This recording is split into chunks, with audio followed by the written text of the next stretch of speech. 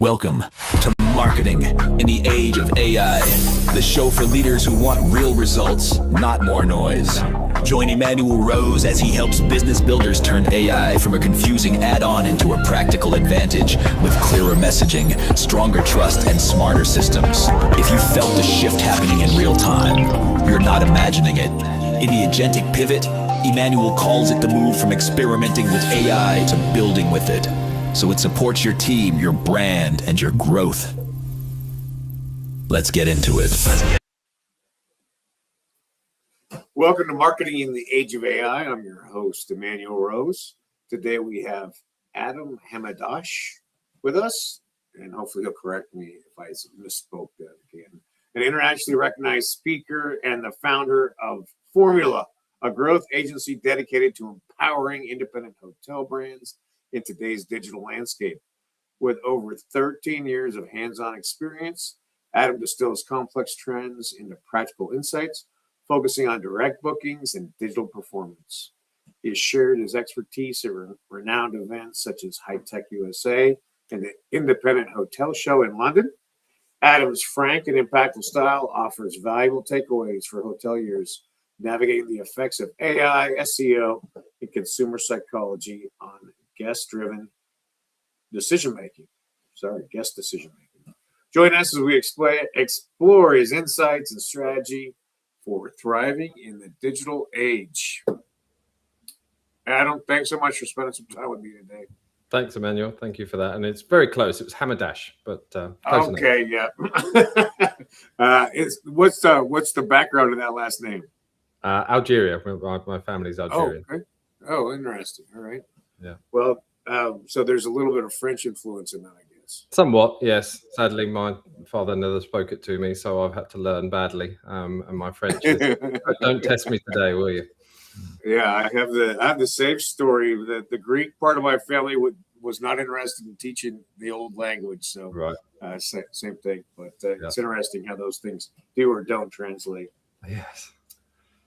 Well, your focus is on hotels, and I'm curious because I'm only a consumer of hotel rooms. I'm not. I've never been on the other side. But explain to me some of the key challenges that independent hotel brands are facing, and how you're counseling them to make changes in this time, 2026. Yeah, sure. Well, you obviously caveated your experience only being that of a consumer, and I think that's probably the most relevant at the moment, because consumers, when they book hotels, are changing their search behavior at quite a record rate. We all know that we're all dabbling in AI, hence the name of your podcast, and we're the way customers are searching for, especially when it comes to hotel and travel, is changing wildly. So, the big companies like McKinsey and SEMrush and Gartner predict that traditional search will be surpassed by AI search by early 2028. So we're looking at a couple of years away. And I think it's telling that of the 9 proprietary apps that ChatGPT launched within its platform, 3 were travel: Booking, Expedia, and TripAdvisor.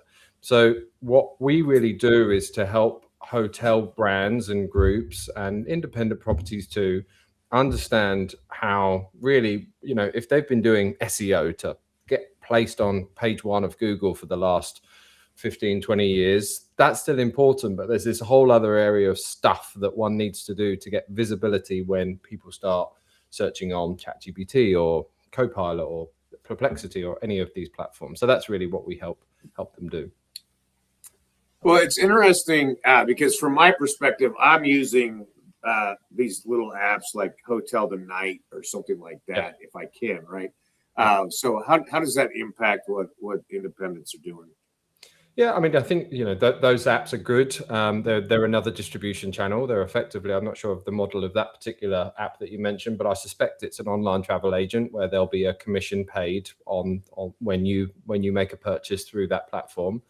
And I think, the question of distribution is now more important than ever, because as we move into a world where agents will start booking on behalf of customers, that's happening, but it's not happening to any sort of degree of volume that anyone should be concerned about right now, but we know it's around the corner. So making sure that your tech stack allows for great distribution across whether people are booking on ChatGPT or the app that you mentioned, Hotel Tonight, or any other platform, is just making sure that you've got that total distribution, and your as I say, your tech stack allows for it, because hospitality, unfortunately, is should we say quite antiquated when it comes to really good tech. There's lots of systems, but it's rare to have them all speaking to one another.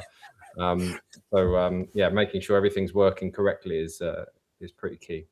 That is the one thing. If I had the magic wand, if I sign up on one service, that the hotel would actually then get all the information I just used to sign up on that service. Or the other one that drives me crazy is when I can get a better price on an app than I can standing in the lobby of the hotel. Yeah, for sure, and often to the huge detriment of the hotel, because if you let's say take Booking.com, being obviously the largest online travel agent, you sometimes you have to explain to perhaps the reception staff that no, look, this is the price that the OTA is charging me, Booking.com, but I know they'll be charging you at least 18% commission on this. So can you do me a better rate? And then it becomes about, I won't go too deep into the operational challenges of hospitality, but then it's a bit about empowerment. You've got to make sure that your staff are empowered to make sure that they get the best deal. But maybe that's a conversation for another time. Well, it is and it isn't. And that I think so much of marketing and customer service right now, we've lost the human part of the interaction. Right. And just the fact that you have to say, well, we need to train these people in order to talk to the person and get them the deal that they really should be getting anyway is to me somewhat irony. It's not just in hospitality, obviously, it's everywhere. But the human to human part is the soft skills, emotional intelligence is one of the big challenges that we're having right now. Yeah, absolutely. I mean, I think it's a cross industry challenge. I think what we're discussing, but I think the big debate in my industry is how do we ensure that the art of hospitality is not lost amidst all of this technology, and that's obviously a big discussion point, certainly in the luxury sector, where you've got to be able to offer a real experience still, but that's again maybe a conversation for another time. For sure. Yeah. So when we're talking about being found inside of a generative engine or an answer engine, so what are some of the steps that you like to take a brain through? Yeah, sure. I mean, and there's some simple sort of tactics that one can apply now. I think things like schema markup has been around for many years for those sort of familiar with good search engine optimization, SEO practices.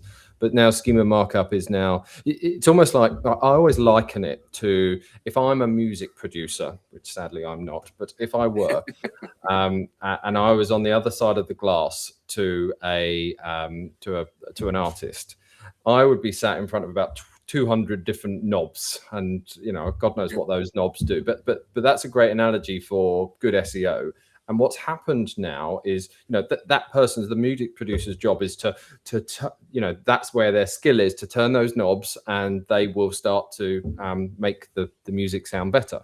So if we apply that analogy to what's happening now, is that those knobs are still there. There's a few more knobs that one can turn, but some have greater weight than and significance than they ever did. And schema markup is one of those simple tools. So it's simple for those that are unfamiliar. It's a simple way of coding the back end of your website so that it can be easily read and technically passed through by generative engines like ChatGPT. So that's a simple one, but a pretty key one. Yeah, and then I think one of the things that's accessible to everybody is to start thinking in terms of FAQs, right? Yep. And that even every blog post that you write, that you build out a small FAQ section. Yeah. So, and then, JSON coding. I mean, there's lots of stuff on the back end you can do, but the content side is pretty straightforward with list making and FAQs. in some of those things, right? Yeah, absolutely. I mean, so to use that example, we've been building websites now for over 10 years in my agency, and historically we would build a beautiful website, it would look fantastic, and we do an FAQ page and sort of hide it in the footer somewhere. Yeah, right. And now, it's sort of almost like an afterthought.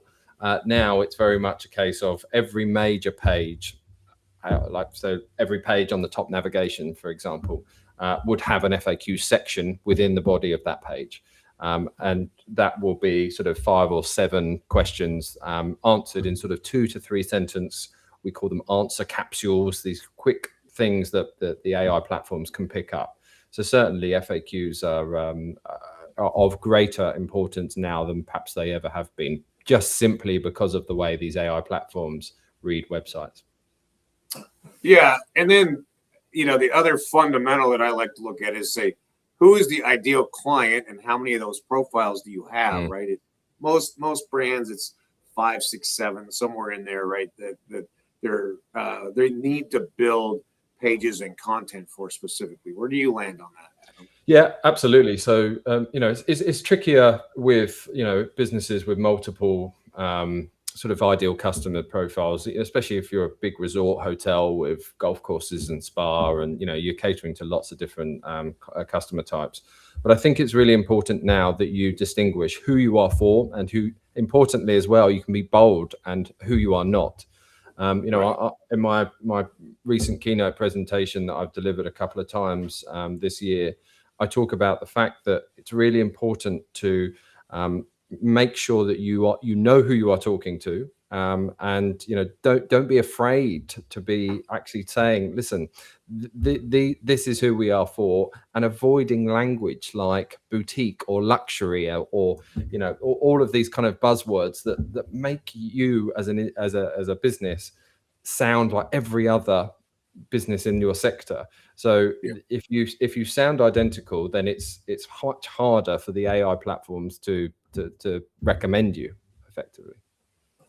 Yeah, and I think I'd call it lazy marketing, right? Where you haven't really thought out, and you haven't interviewed any of your best clients, and you don't really know who you're talking to at that point, right? Yeah, absolutely. And I think it's a challenge for marketers, because if you it's much easier to be bland and safe, and that appeases the people above and the stakeholders and the investors or whoever it is that you might answer to. It's much harder to sell in. This is what we're going to say. These are the groups of people that we're actively going to say that we are not for, but that will get you the greater presence and certainly visibility. For sure. Yeah, in your travels and in your speaking engagements, when you're talking to people, I don't know where are you seeing the temperature for AI adoption and having the conversation now? I'm really encouraged by what I've done a few presentations recently at various different conferences, and they're all around, the new rules of visibility, AI search, and they don't know who I am, but they see that title and they're like, oh, that's timely. So I feel like there's real appetite, and frankly, there's quite a lot of FOMO is the right phrase, but there's fear of not doing it correctly. I don't know what the acronym is there. Maybe you could write that one. We'll get Fondo. I know, right? Maybe we just created it. So I think there's real fear. They see the pace of change that's happening. They see how their customers are searching. They see their own search behaviors changing, and they think we must not get sort of dumped by this wave. How do we ride it so that we don't lose out on a huge amount of business when this really takes forward? And I think that's promising, because I do think there's so much hyperbole and exaggeration about AI is going to be taking people's jobs. It probably will at some point, but I think we're good for another couple of years in terms of it will more or less be status quo. It's subtle adoption, subtle sort of changes in the way that we're seeing how we market ourselves. But I think there is a real appetite for people wanting to get ahead of this, and I think if we look at the levels of adoption, we haven't seen this level of disruption in marketing since the internet. I don't, there was a time 25, 30 years ago when businesses started coming around to the fact that, oh yeah, we should probably get a website, and then they're having to sell to somebody in, what's a website? Well, it's this, it's that sort of level of disruption that has entered into everybody's business. The difference, though, and one key distinction, is that the internet took around 8 years to get to the same level of weekly active users that ChatGPT has achieved in about 12 to 18 months. So the pace of this disruptive technology is frightening. But that's why I think there is real appetite to get ahead of it rather than being dumped by the wave. Yeah, no, I'm seeing that also, and I think it's the retailization of it. ChatGPT coming out, people getting a feel for it, and then seeing how their own behaviors changed, and then looking at the successful use cases and where organizations are leveraging it and getting amazing results for redundant and boring activities. There's a lot of upsides for it, and that's interesting. I'm curious to know what are some of your go-to tools at this point as an executive? Yeah, sure. I mean, I think ChatGPT started this whole movement, should we call it? I think I still use ChatGPT, albeit I've realized that Gemini is far better at certain things than others. A quick story about this: I punched into ChatGPT what I've earned in the last year and wanted it to work out what my tax liability would be, and it came up way higher than I was expecting, and that was scary for a few minutes. Yeah. And I asked it to double check it, and it still came back with the same answer. Same prompt into Gemini, instant. Okay, that's what I was expecting. So it still gets things wrong, and I think we have to be careful of that. We're in search, so SEMrush is the best platform. Every year I have the conversation with my head of search, seeing the eye-watering amount of money we pay to that company. Do we need it? Can we go for an alternative? And the answer is always no. So SEMrush, obviously, they're leading the way in AI visibility. They've got some real great technology there. I use Riverside for podcasting. Opus Clip, I think, is one of the best ones out there in terms of taking a YouTube video, taking a video, MP4, whatever, and just punching it in 15 minutes. You just get beautiful sort of vertical short concepts that you can post to your socials. Excuse me. And I would say probably Taplio as well for socials. Albeit I've gone completely the opposite way with my social posting. I'm quite active on LinkedIn. I do not use a generative engine to write social posts. I've sort of I have a blanket ban on it, because otherwise I just see the quality deteriorating, and then there's iteration sort of a process. But I just find, I almost need to understand what I'm writing about. I have to do it the old school way and just type it out, and that helps me understand my own concepts better. And I try to also leave a few typos in there as well, so people realize that it's because AI doesn't typo, so as soon as you see that typo, people know it's genuine, which certainly helps. Well, I appreciate that sentiment and the ethic of that you're leaving some activities where you're not integrating AI. And I agree with you. I have the same thing around LinkedIn, where my prospecting, I do that manually, because I want to go through the process, and I don't want to just send out 10,000 messages. I want to send out 3 messages to specific people I want to work with. And to your point about writing the posts, we want to make sure that we're still able to think and access those parts of our brain. Otherwise, there's real downside to the blandness. Just will overtake even our own brain. I had a brief conversation. I saw my cousin today, who I haven't seen him for years, and he works on WorldPay in Japan, and it was interesting getting his take. And he made a really interesting thing that I hadn't considered before, which is so much of what these generative engines churn out is based on what they've read on the internet, which is largely at the moment written by humans. What happens in a few years when everything that they consume, or large parts of it, is written by AI? And so what will we get back? Is it just a degrading of quality over time? I don't know, but it was an interesting concept. It is, and I do think that's true, especially because they don't like things, the LLMs don't like things that are older than between 6 and 18 months, right? So we've even narrowed it down even more to what they are, and there will be an echo chamber that develops, which will then create space for a second universe for us, right? For those of us that can still cursive write and think on tough concepts. Yeah, but I think it offers a point of distinction for those, the whole AI slop phrase is being bandied around, and rightly so, actually. I think, sure. By doing, as you suggested, doing the hard manual bit is now a point of difference that can make you stand out, and I think we should embrace that. Yeah, I love it, and I think that's good thinking. Adam, I really appreciate you taking time today to talk with me, and you and I have a lot in common and could probably spend the rest of the afternoon on this. But if people want to get in touch with you, have a conversation, how do they do that? So if you go to thisisformula.com, that's our website. We're an agency. We work exclusively in the hotel sector.